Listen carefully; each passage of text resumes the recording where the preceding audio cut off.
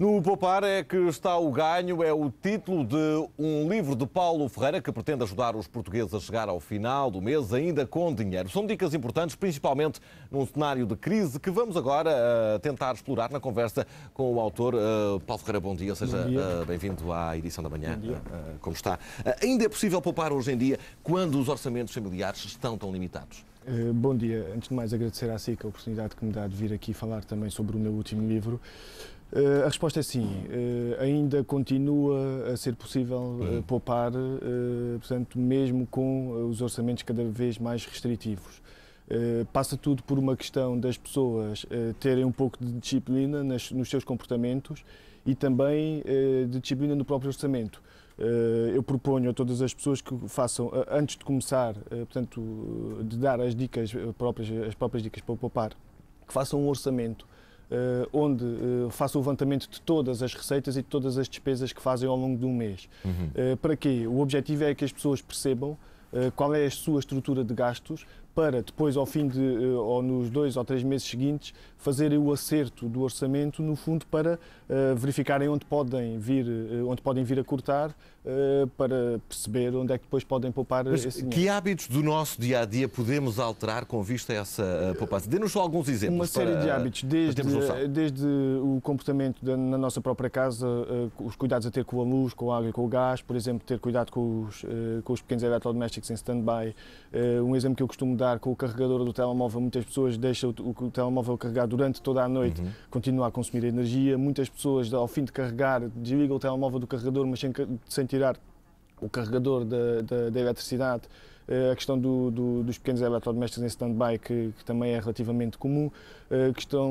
Cuidado com os banhos durante muito tempo, enfim, por causa não só da água, mas também do gás.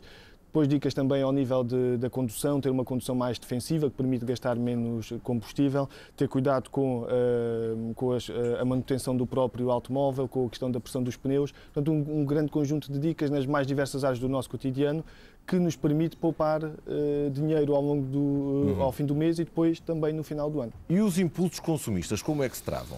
Os impulsos consumistas tratam-se reconhecendo, em primeiro lugar, que esses impulsos estão à nossa volta. Por exemplo, nós estamos num supermercado, os supermercados são uma autêntica máquina de marketing.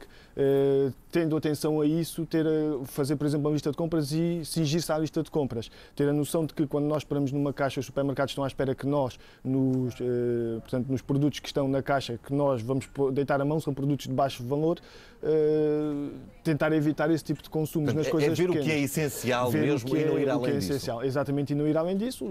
A questão da educação financeira não se prende com deixar de gastar naquilo que nós efetivamente gostamos, mas sim poupar durante o mês ou durante o ano para depois podermos gastar efetivamente nessas coisas, mas não tanto no consumo diário, mas, por exemplo, poupar dinheiro para quê? Para termos umas férias e, obviamente, também para guardarmos para a nossa reforma, que cada vez mais ninguém sabe o que é que vai ser, espera. Naturalmente que sim. Há um capítulo neste livro que fala da educação financeira para crianças. Como é que deve ser feita e qual é que é a sua importância? Eu acho que a educação financeira para crianças deve começar desde a escola primária. Sou um acérrimo defensor disso. Existe neste momento um programa do Ministério da Educação, um programa em discussão pública. Eu já tive a oportunidade de ver esse programa. O programa está, na minha opinião, está bem conseguido. O problema, na minha opinião, é a questão de como implementar. No entanto, se nós incutirmos os hábitos nas crianças de poupança, o que é que vai permitir? Vai permitir que, quando as crianças forem adultas, tenham esses hábitos, tenham os hábitos contra a questão também dos exemplos que as crianças têm em casa. Exatamente. Não é só a escola que tem essa responsabilidade. Claramente. Eu digo no meu livro, uma questão clara, que é quer ser um exemplo de educação ou quer ensinar a educação financeira aos seus filhos, comece pelo próprio exemplo. Depois ensinar os filhos a dizer ou ensinar que existe a palavra não. Quando, por exemplo, vão connosco ao supermercado e nos pedem alguma coisa, se os pais acharem que não é o momento, dizer que não, até para eles conviverem bem com o não. E depois dicas também para ensinar às crianças o que é que significa, por exemplo, pedir emprestado, o que é que significa emprestar dinheiro. Eu dou o exemplo para quem dá uma mesada ou uma semanada a um filho. pode acontecer que o filho vá à falência antes de chegar ao fim do mês. Uma forma pedagógica de o ensinar é adiantar a mesada, se não for alguma coisa que seja reiterada, como é óbvio, adiantar a mesada, mas subtraindo um determinado valor. Para quê? Para dar a noção à criança do que é o juro. No fundo, sim senhor, eu empresto, eu dou a mesada antes, no fundo é um empréstimo, e à conta disso tens que pagar. Não é de um vencimento, não é de um vencimento que se trata, pois, é de um empréstimo. Não é? Exatamente, e dar essa noção. O objetivo não é claramente o pai ficar com o dinheiro cobrar do filho, mas no fundo é dar a noção de que o juro existe e que há que ter paciência. Porque, infelizmente, quando for adulto, vai ter que aprender a viver com eles. No Poupar é o que está o ganho, várias dicas desta ordem e de outra ordem também para ler neste livro de Paulo Ferreira. Paulo, bom dia, muito obrigado pela sua presença na edição da manhã.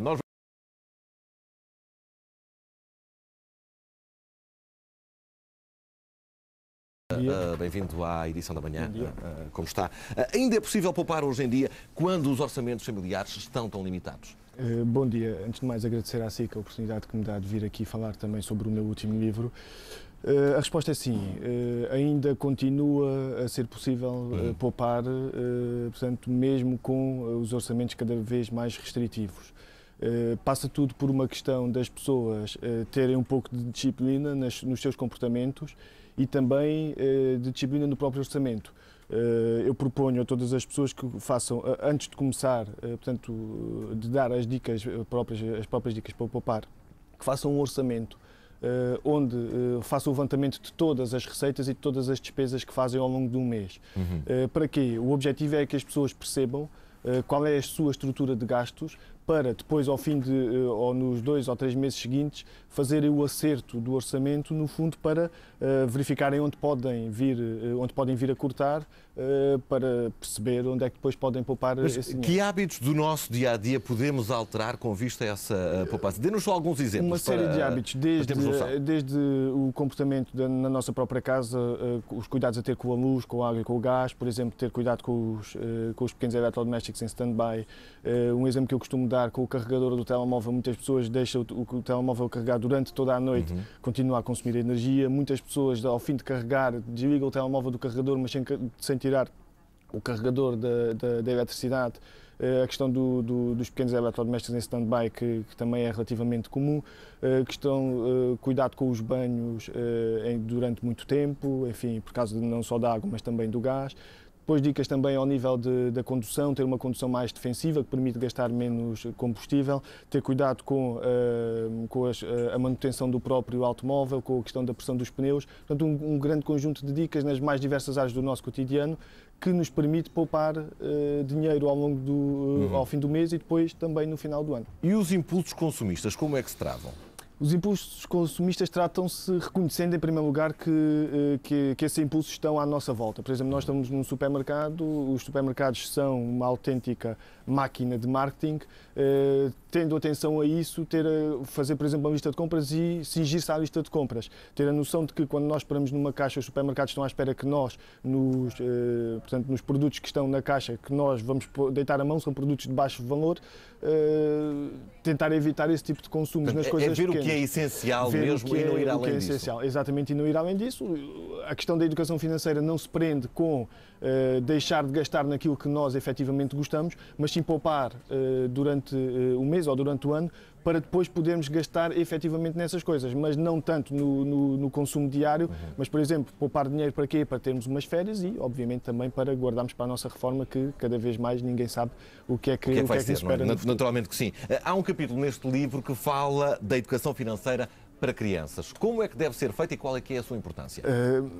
Eu acho que a educação financeira para crianças deve começar desde a escola primária. Sou um acérrimo defensor disso. Existe neste momento um programa do Ministério da Educação, um programa em discussão pública.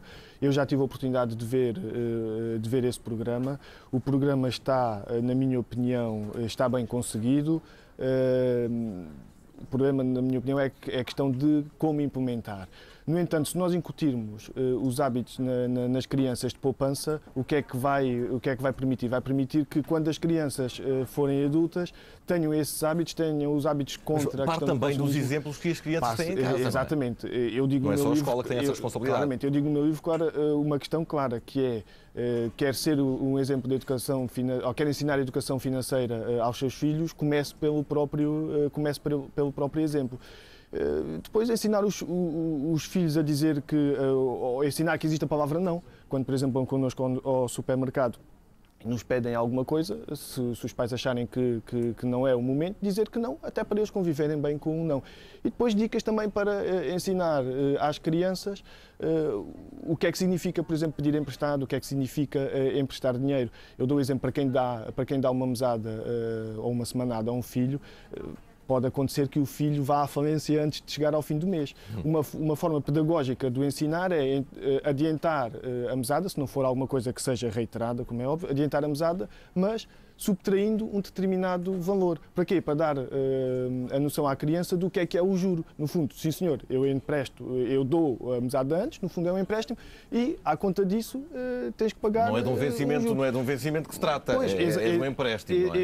Exatamente, e dar essa noção. O objetivo não é, claramente, o pai ficar com o dinheiro cobrar do filho, mas no fundo é dar a noção de que o juro existe e que há que ter paciência. Até porque, infelizmente, quando for adulto, vai ter que aprender a viver com eles. No Poupar é o que está o ganho, várias dicas desta ordem e de outra ordem também para ler neste livro de Paulo Ferreira. Paulo, bom dia, muito obrigado pela sua presença na edição da manhã.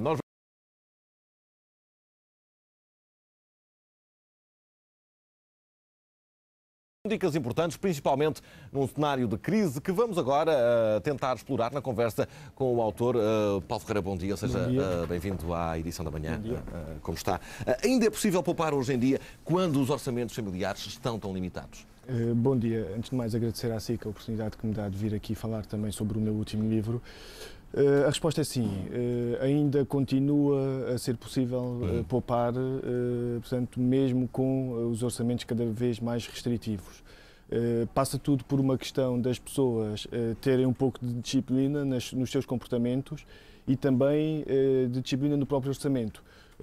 Eu proponho a todas as pessoas que façam, antes de começar, portanto, de dar as próprias dicas para poupar, que façam um orçamento onde faça o levantamento de todas as receitas e de todas as despesas que fazem ao longo de um mês. Para quê? O objetivo é que as pessoas percebam qual é a sua estrutura de gastos para depois, ao fim ou nos 2 ou 3 meses seguintes, fazerem o acerto do orçamento, no fundo, para verificarem onde podem vir a cortar, para perceber onde é que depois podem poupar esse dinheiro. Que hábitos do nosso dia-a-dia podemos alterar com vista a essa poupança? Dê-nos só alguns exemplos. Uma série de hábitos, desde o comportamento na nossa própria casa, os cuidados a ter com a luz, com a água e com o gás, por exemplo, ter cuidado com os pequenos eletrodomésticos em stand-by. Um exemplo que eu costumo dar com o carregador do telemóvel, muitas pessoas deixam o telemóvel carregar durante toda a noite, continua a consumir energia. Muitas pessoas, ao fim de carregar, desligam o telemóvel do carregador, mas sem tirar o carregador da eletricidade. A questão dos pequenos eletrodomésticos em stand-by, que também é relativamente comum. Cuidado com os banhos durante muito tempo, enfim, por causa não só da água, mas também do gás.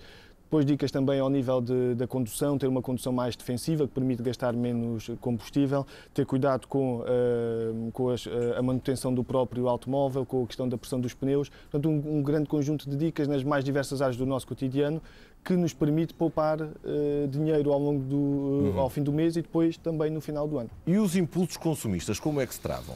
Os impulsos consumistas tratam-se reconhecendo, em primeiro lugar, que esses impulsos estão à nossa volta. Por exemplo, nós estamos num supermercado, os supermercados são uma autêntica máquina de marketing, tendo atenção a isso, fazer, por exemplo, uma lista de compras e cingir-se à lista de compras. Ter a noção de que quando nós paramos numa caixa, os supermercados estão à espera que nós, portanto, nos produtos que estão na caixa, que nós vamos deitar a mão, são produtos de baixo valor, tentar evitar esse tipo de consumos nas coisas ver pequenas. O que é essencial mesmo e não ir além disso. Essencial, exatamente, e não ir além disso.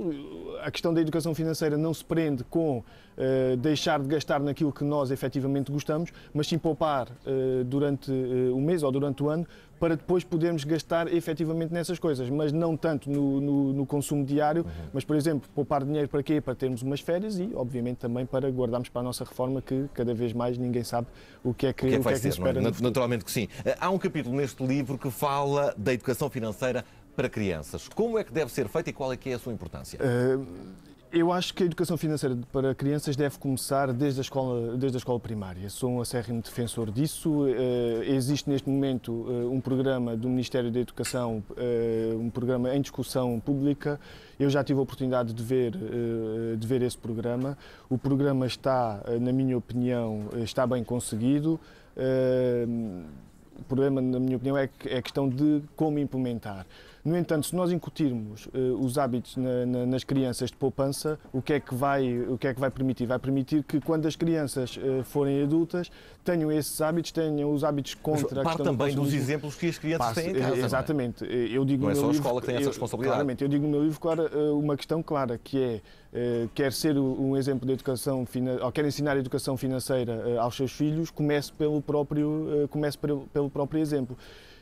Depois ensinar os filhos a dizer ou ensinar que existe a palavra não. Quando, por exemplo, vão connosco ao supermercado e nos pedem alguma coisa, se os pais acharem que não é o momento, dizer que não, até para eles conviverem bem com o não. E depois dicas também para ensinar às crianças o que é que significa, por exemplo, pedir emprestado, o que é que significa emprestar dinheiro. Eu dou o exemplo para quem dá uma mesada ou uma semanada a um filho. Pode acontecer que o filho vá à falência antes de chegar ao fim do mês. Uma forma pedagógica de o ensinar é adiantar a mesada, se não for alguma coisa que seja reiterada, como é óbvio, adiantar a mesada, mas subtraindo um determinado valor. Para quê? Para dar a noção à criança do que é o juro. No fundo, sim senhor, eu dou a mesada antes, no fundo é um empréstimo, e à conta disso tens que pagar. Não é de um vencimento que se trata, pois, é de um empréstimo. Não é? Exatamente, e dar essa noção. O objetivo não é claramente o pai ficar com o dinheiro cobrar do filho, mas no fundo é dar a noção de que o juro existe e que há que ter paciência. Até porque, infelizmente, quando for adulto, vai ter que aprender a viver com eles. No Poupar é o que está o ganho, várias dicas desta ordem e de outra ordem também para ler neste livro do Paulo Ferreira. Paulo, bom dia, muito obrigado pela sua presença na edição da manhã.